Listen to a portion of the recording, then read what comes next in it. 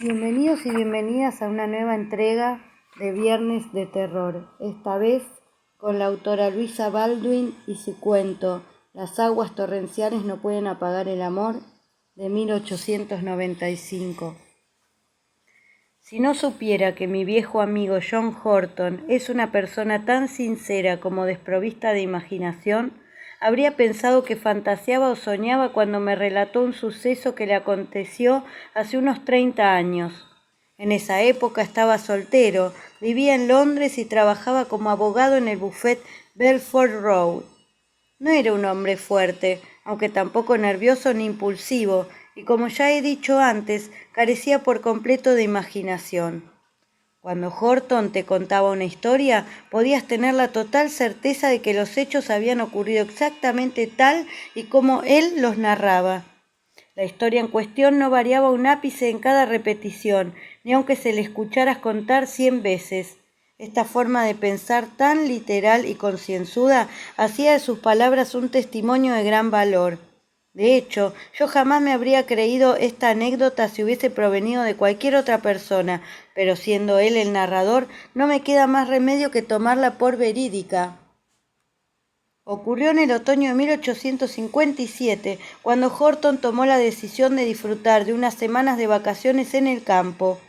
John amaba tanto Londres que durante muchos años apenas había sido capaz de distanciarse de la ciudad más de unos pocos días seguidos. Pero con el tiempo sintió la necesidad de respirar algo de calma y aire puro, aunque tampoco era su intención ir a buscarlos demasiado lejos. En aquella época resultaba más fácil que ahora encontrar un alojamiento que cumpliera sus requisitos, un lugar en el campo que al mismo tiempo quedara cerca de la ciudad. Y él lo halló en los alrededores de Wandsworth, en una vieja granja en la que se alquilaban habitaciones. Había leído el anuncio en el periódico a la hora de comer, y aquella misma tarde fue a comprobar si el lugar se correspondía con la tentadora descripción que de él se ofrecía. A decir verdad, se topó con algunas dificultades para llegar a la granja Maryland. No le resultó fácil encontrar el camino a través de aquellos senderos rurales que a sus ojos urbanitas no se diferenciaban en nada los unos de los otros, y menos aún sin señal alguna que le indicara si había tomado la dirección correcta o no.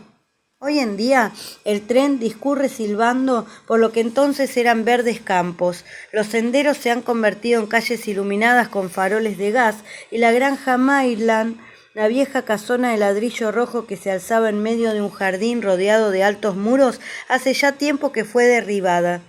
La última vez que Horton se acercó a echar un vistazo por aquella zona, el lugar estaba irreconocible. El huerto, en el que solía recoger peras y manzanas durante su estancia en la granja, lo ocupaban ahora una taberna y una capilla algo discordante con el entorno.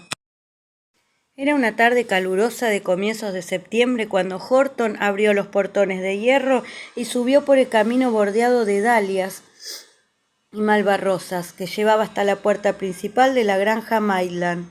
Una vez allí, llamó al timbre. El eco de la campanilla retumbó en algún rincón distante de la casa vacía y se fue apagando hasta extinguirse. Nadie acudió a la llamada. Mientras esperaba, aprovechó para examinar a conciencia el exterior de la casa. Aunque se la consideraba una granja, no se había construido con ese propósito. Se trataba de una casa de ladrillo de 4 plantas, sólida, de principios del siglo XVII.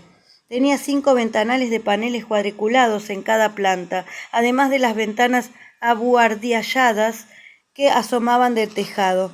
Para alcanzar la puerta principal, encima del cual sobresalía un tejadillo de madera tallada que escondía un ventanuco semicircular, había que subir un pequeño tramo de escaleras de piedra. Unos soportes de hierro forjado que servían para sujetar sendos apagavelas flanqueaban el umbral. Seguramente se habían usado un siglo antes para sofocar las antorchas de más de un parrandero que llegaba a casa bien entrada la noche. Las ventanas que se encontraban a ambos lados de la puerta eran las únicas que tenían persianas o cortinas o que dejaban entrever que la casa estuviera habitada. Esas deben ser las estancias que se alquilan. ¿Cuál será el dormitorio?, pensó mi amigo mientras tocaba el timbre por segunda vez. Al poco rato, Oyó unos pasos que se acercaban, varios cerrojos corriéndose, un forcejeo con la cerradura herrumbrosa y por fin la puerta acabó abriéndose. Tras ella apareció una mujer anciana con un gesto severo y sombrío. Horton habló primero. He llamado porque quería ver las habitaciones que se alquilaban en la casa. La anciana lo miró de arriba abajo sin responder nada. Después abrió más la puerta y asintió con la cabeza para invitarle a pasar. Él así lo hizo, y se encontró en un gran vestíbulo enlosado e iluminado por la luz que entraba por la ventana semicircular situada sobre la puerta, así como por la que se colaba por la ventana alta y estrecha que se encontraba frente a él, en lo alto de una corta escalinata de roble. El aire en el interior era rancio y húmedo como el de una iglesia vieja. En un vestíbulo de este tamaño debería mantenerse el fuego encendido, dijo Horton, mirando hacia la chimenea vacía y roñosa. Los campesinos y la gente que trabaja al aire libre entran en calor sin necesidad de ningún fuego, respondió la anciana con brusquedad. Esta casa no se construyó para ser una granja, ¿no es cierto? ¿Por qué la llaman así entonces?, preguntó Horton a su taciturna guía en el momento en que ella abría la puerta de la sala de estar. Porque en un determinado momento lo fue, respondió ella con tono cortante. Creo que ahora esto puede considerarse más bien una mansión, que es lo que era cuando yo aún era solo una niña. Pero hace 30 años un hombre llamado Maitland la arrendó y comenzó a labrar la tierra de la propiedad. Al final, la gente del pueblo se olvidó de su nombre original y empezó a referirse a ella como Granja Maitland. ¿Y cuándo se marchó Maitland? Hará unos 2 meses. ¿Por qué se fue de un lugar tan agradable? Veo que le gusta hacer preguntas, observó la anciana secamente. Se marchó por 2 buenas razones.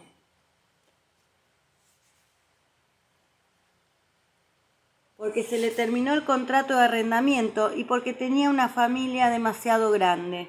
9 hijos, desde una joven de 22 años a un niño de 4. Su esposa y él decidieron que emigrarían a Australia. Allí hay sitio de sobra, y se fueron todos muy contentos, excepto la hija mayor, Esther, que a punto estuvo de terminar con el corazón roto a causa de ese traslado. Pero al final no le quedó otra que marcharse y dejar aquí a su amado. El chico es un ganadero de los alrededores y aunque tiene pensado ir tras sus pasos para casarse con ella dentro de 12 meses, ella no paró de llorar, como si estuvieran rompiendo para siempre. Vaya, ¿de veras? Horton no era de los que entraba fácilmente a comentar en detalle la vida de personas a quienes no conocían. Así que esta es la sala de estar. Es grande y espaciosa, y tiene los muebles justos que necesita un hombre que pretenda vivir por su cuenta. Ahora, si no le importa, me gustaría ver también el dormitorio. Sígame escaleras arriba, señor. La anciana subió la escalinata de roble por delante de él, despacio, y al llegar al primer piso abrió la puerta de una habitación que daba a la parte trasera. Ah, entonces el dormitorio que se alquila no se halla encima de la sala de estar. No, la habitación delantera es la mía y la que está justo al lado es la de mi hijo. Aunque pasa todo el día afuera trabajando, duerme aquí y así me hace compañía por las noches. Es duro estar todo el día sola cuidando de este sitio. Si se decide ocupar la habitación, yo misma cocinaré para usted y le serviré. A Horton le gustó la habitación. Era también grande y espaciosa, con poco mobiliario aparte de la cama y una cómoda. La habían limpiado con esmero y allí reinaba el más completo silencio, como en una tumba. Qué bien dormiría un hombre cansado ahí. Las paredes estaban decoradas con viejas reproducciones de El progreso del libertino y Casamiento a la moda, enmarcadas en negro, y sobre la alta repisa de la chimenea tallada colgaba un grabado del famoso retrato de Carlos I a lomos de su caballo castaño, levantado sobre sus patas traseras. Todo esto estaba ya aquí cuando la familia Maitland llegó a la casa y tuvieron que dejar los cuadros donde los encontraron. También hallaron esa espada, añadió la anciana señalando un sable oxidado colgado de un clavo sobre la cabecera de la cama. En mi opinión, no habrían hecho mal en venderla, aunque solo sacasen el valor del hierro. Horton cogió el arma y la examinó. Se trataba de un sable corriente, como los que llevaban los marinos de la Armada durante el reinado de Jorge III, aunque no tan antiguo para considerarse de interés histórico, ni tan bellamente trabajado para tener algún valor artístico. Al fin volvió a colocarlo en su sitio, se acercó a la ventana y miró el jardín a sus pies. Estaba cercado por un muro alto que rodeaba una hilera de álamos. Más allá se extendían varias millas de campo abierto. En aquel límpido día constituía una vista relajante y cautivadora para los ojos de un londinense. Mi amigo cerró pues el trato con la anciana, a quien el dueño había dejado a cargo de la casa mientras decidía qué hacer con la propiedad. En cuanto a la señora Belt, que tenía permiso para alquilar las estancias en su propio beneficio, se aseguró de que el desconocido estaba de acuerdo con sus condiciones. Le confirmó que lo tendría todo listo para recibirlo el miércoles siguiente. Horton llegó a la granja Maitland el día concertado al atardecer. La tormenta otoñal que se había levantado aquella tarde proyectaba un brillo triste sobre las ventanas de la casa, y el viento llenaba el aire de sonidos quejumbrosos. Los álamos se balanceaban recortados contra un cielo espeluznante. La señora Belt esperaba a su huésped. Cuando oyó que unas ruedas paraban ante la casa, corrió a abrir la puerta, vela en mano. El conductor de la calesa llevó el equipaje de Horton hasta el vestíbulo y se marchó en cuanto le pagaron su tarifa. En aquel momento los senderos oscuros debieron de parecerle más alegres incluso que lo que habría atisbado del interior de la granja de Maitland. Horton estaba plenamente satisfecho con su alojamiento campestre. La profunda calma de la casa casi vacía, que bien podría haber avivado la melancolía de cualquier otra persona, a él le calmaba y le ayudaba a descansar. Dedicaba los días a dar largos paseos por el campo o se entretenía en el jardín y en el huerto. Las noches las pasaba solo, leyendo y fumando en la sala de estar. La señora Belt le llevaba la cena a las 9 en punto y solía quedarse un rato a charlar con él. Le gustaba relatarle muchas historias sobre sus vecinos o sobre la familia Maitland mientras le servía la cena.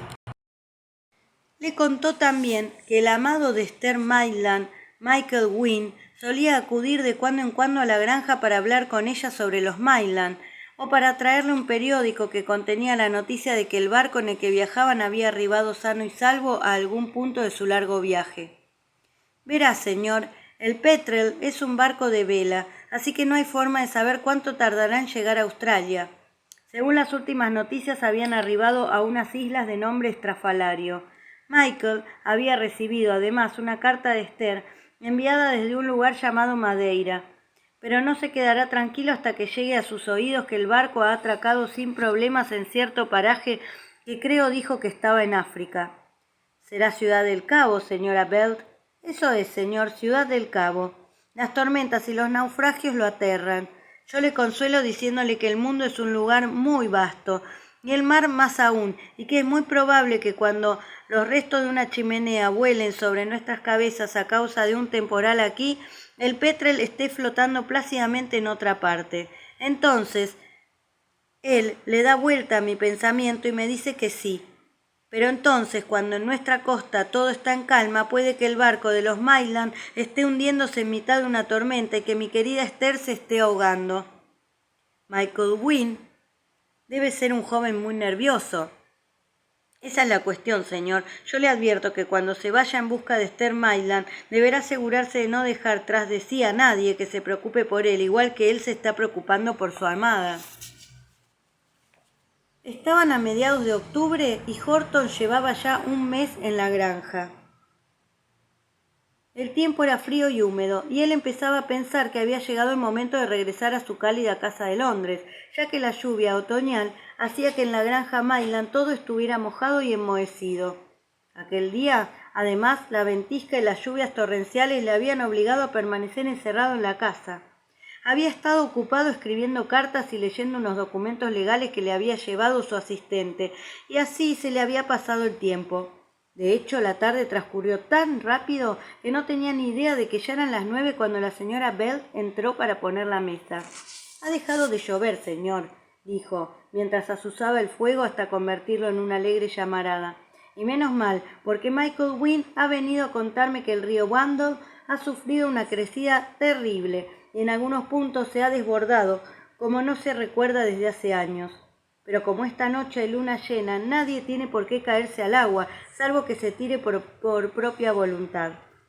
La cabeza de Horton estaba ocupada en un tema jurídico demasiado complejo como para prestar atención a la señora Bell, y la anciana, en vista de que él no se encontraba de humor para conversar, no añadió nada más.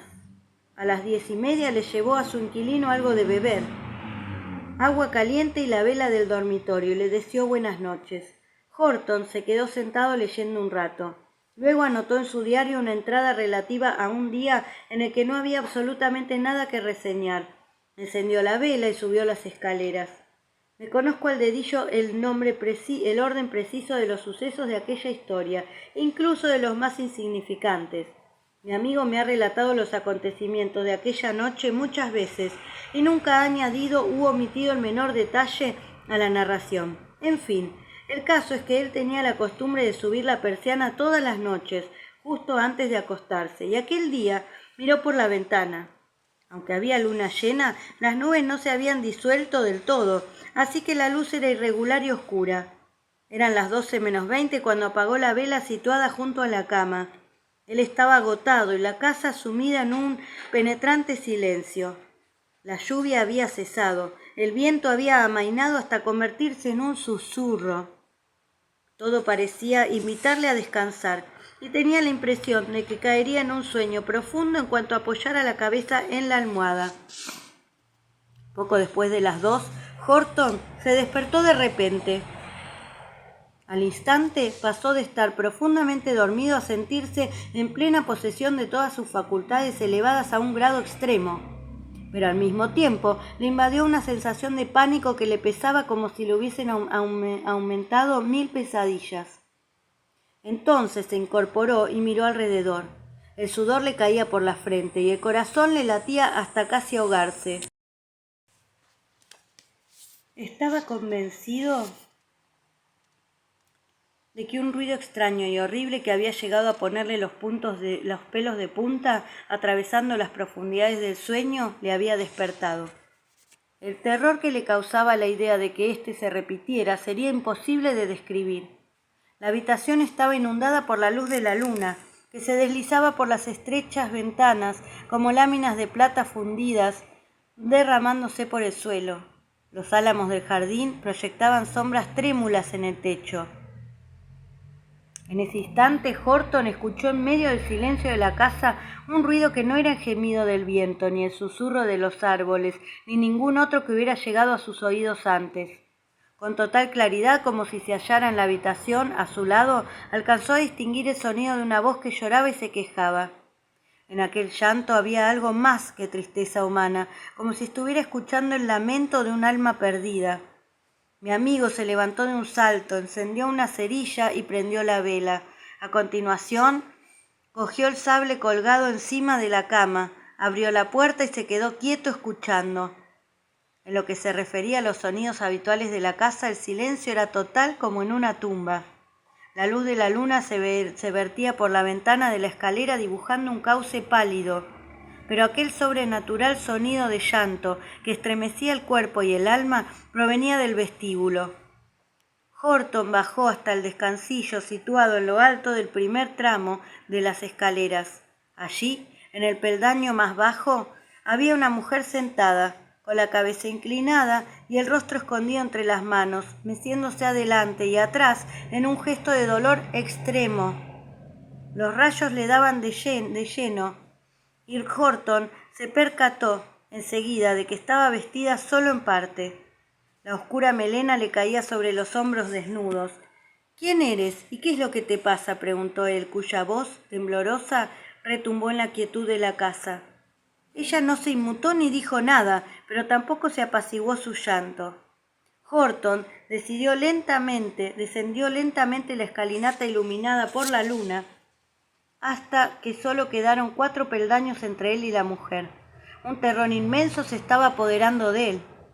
«Habla, si eres un ser vivo», gritó. En ese momento la figura se levantó, se giró y se colocó frente a él durante un instante que pareció una eternidad. Después se precipitó directamente sobre la punta del sable que Horton blandía de manera inconsciente.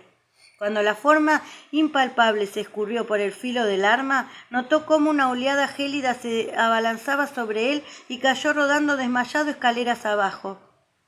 No supo cuánto tiempo había permanecido inconsciente, pero cuando volvió en sí, la luna se había ocultado y tuvo que regresar a tientas a su habitación donde la vela ya se había extinguido. A la mañana siguiente, cuando bajó a desayunar, parecía como si llevara un mes enfermo y las manos le temblaban como si fuesen las de un borracho. Cualquier otro día la señora Bell se habría quedado impresionada por su aspecto, pero esa mañana estaba demasiado alterada por una mala noticia que le habían dado como para percatarse de si su huésped estaba enfermo o no. Horton le preguntó qué tal había dormido. Aunque no hubiera oído los ruidos horribles que le habían despertado a él, era imposible que no se hubiera enterado del impacto que provocó su caída por las escaleras. Algo sorprendida ante la preocupación del huésped por su bienestar, la señora Bell respondió que nunca había dormido mejor. La noche quedó en calma cuando el viento amainó. ¿Su hijo también tiene la impresión de que ha sido una noche tranquila? ¿También ha dormido bien?, preguntó Horton con ferviente entusiasmo. La señora Bell, deseosa de transmitirle la mala noticia a su huésped, mencionó de pasada que tenía mejores cosas que hacer que preguntarle a la gente cómo había dormido.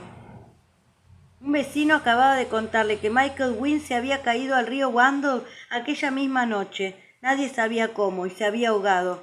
En aquel momento estaban llevando el cuerpo a su casa. «Menudo varapalo para su prometida», dijo Horton, muy consternado. «Sí, va a recibir una noticia horrible cuando ella esperaba ver al pobre Michael pronto». «Señora Bell, ¿conserva usted algún retrato de Esther Maitland que pueda enseñarme? He oído hablar de esa muchacha tantas veces que tengo curiosidad por saber cómo es». La anciana se retiró a hurgar entre sus tesoros en busca de una pequeña fotografía enmarcada en cristal que Esther le había dado antes de irse. Por fin la señora Bell volvió, sacando brillo a la fotografía con el delantal. «Es una imagen muy pobre, señor, sacada de una caravana en la feria del pueblo, pero se parece a la chica, sí, se le parece mucho».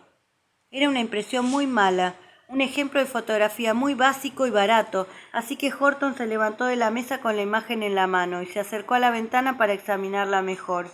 Y allí, rodeada por un fino marco de latón, reconoció la cara que había sido la causante de su desvanecimiento, el rostro que había contemplado en su visión de la noche anterior. Ahogó un gemido y regresó a su sitio con la cara tan pálida que al devolverle la fotografía a la señora Bell, ésta le preguntó: «¿No se encuentra usted bien esta mañana, señor?» «No, me encuentro fatal. He de volver a la ciudad hoy mismo para visitar a mi médico. No deseo causarle ningún prejuicio con mi repentina marcha, pero si voy a caer enfermo es mejor que lo haga en mi propia casa». Si quería seguir con vida no podía pasar una noche más en la granja Maitland. Para el mediodía ya estaba en su oficina de Belfort Row, y sus asistentes opinaron que la visita al campo le había hecho envejecer 10 años.